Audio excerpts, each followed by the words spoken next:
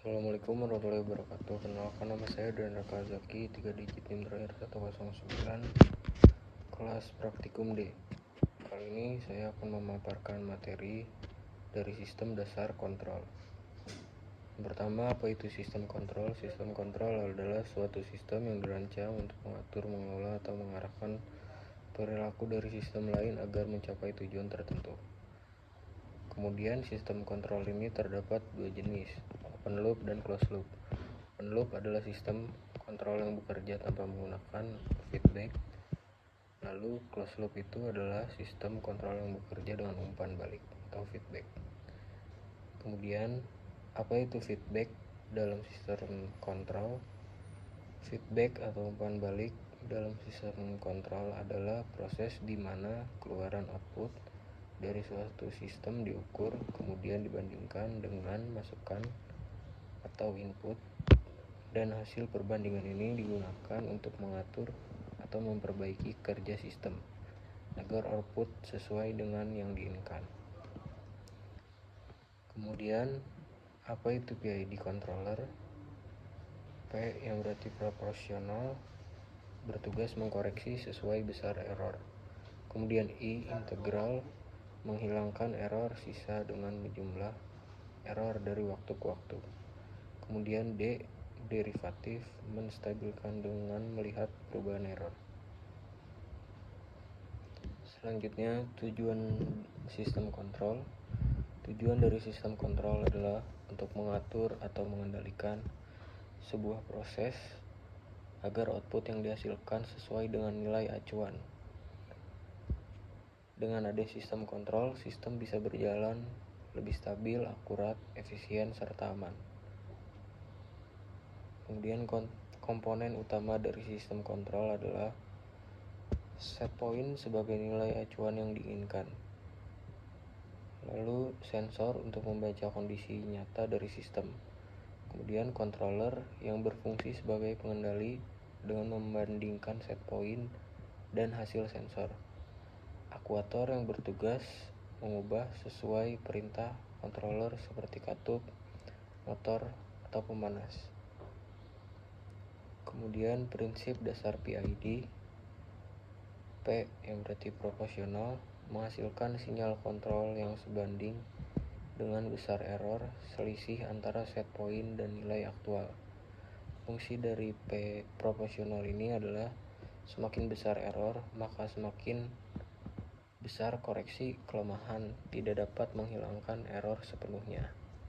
Kemudian I integral, mengakumulasi error dari waktu ke waktu, lalu mengkoreksi berdasarkan jumlah total error tersebut.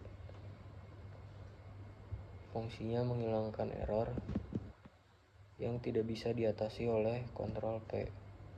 Kelemahannya, jika terlalu besar, bisa menyebabkan respon sistem menjadi lambat atau bahkan osilasi.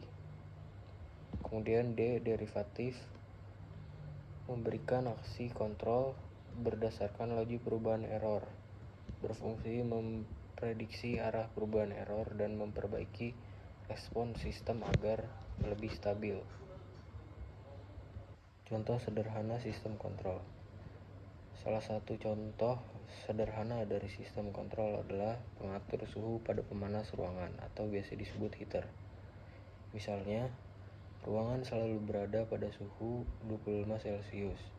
Kemudian sensor yang ada pada heater mengukur suhu aktual ruangan dan membandingkannya dengan set point 25 Celcius. Perbedaan antara suhu aktual dan set point disebut error. Sistem kontrol akan menyesuaikan daya pemanas untuk mengurangi error tersebut. Kelebihan dan kekurangan dari sistem tersebut adalah: yang pertama, kelebihan akurasi tinggi, kombinasi P, I, dan D dapat menjaga suhu ruangan tetap stabil, mendekati set point dengan error yang sangat kecil. Kedua, respon cepat. Bagi proporsional dan derivatif, membuat sistem mampu merespon perubahan suhu dengan segera. Ketiga, menghilangkan error sisa. Komponen integral memastikan tidak ada perbedaan jangka panjang antara suhu set point dan suhu aktual. Yang keempat, serbaguna. PID dapat diterapkan pada banyak jenis sistem kontrol, bukan hanya suhu, tetapi juga kecepatan motor, tekanan, posisi, dan lain-lain. Kemudian kekurangannya adalah yang pertama, perlu tuning parameter. Nilai KP, KI, dan KD harus disetel dengan tepat. Kalau tidak, sistem bisa menjadi lambat atau malah berisolasi. Yang kedua, sensitif terhadap noise, terutama pada bagian derivatif. Gangguan kecil dari sensor bisa menyebabkan sinyal kontrol berfluktuasi. Yang ketiga, tidak adaptif. PID standar tidak menyesuaikan diri jika kondisi sistem berubah. Misalnya, ukuran ruangan, kapasitas pemanas, atau beban panas berubah drastis. Selanjutnya, apa itu otomasi? Otomasi adalah penerapan sistem kontrol otomatis untuk menjalankan suatu proses atau mesin tanpa banyak campur tangan manusia. Dalam otomasi, komponen seperti sensor, controller, dan aktuator bekerja sama. Dengan contoh, sensor membaca kondisi nyata, controller membandingkan dengan set point, lalu aktuator menyesuaikan proses agar output sesuai dengan yang diinginkan. Kemudian ini adalah gambar dari contoh sistem otomasi.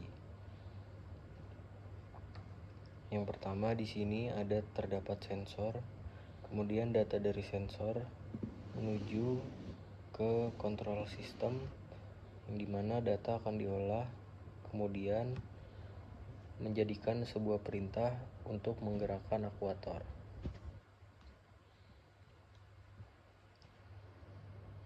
Kemudian proses dalam sistem otomasi industri.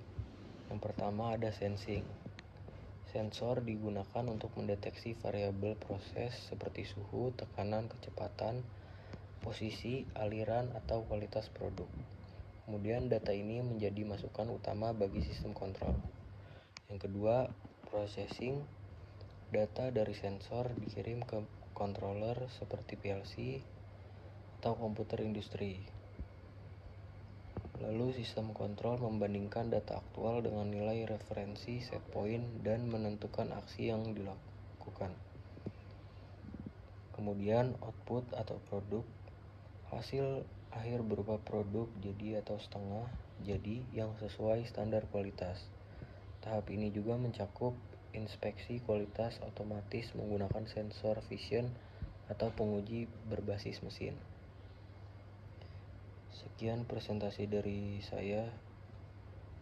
Yang lebih mohon maaf. Sekian, terima kasih.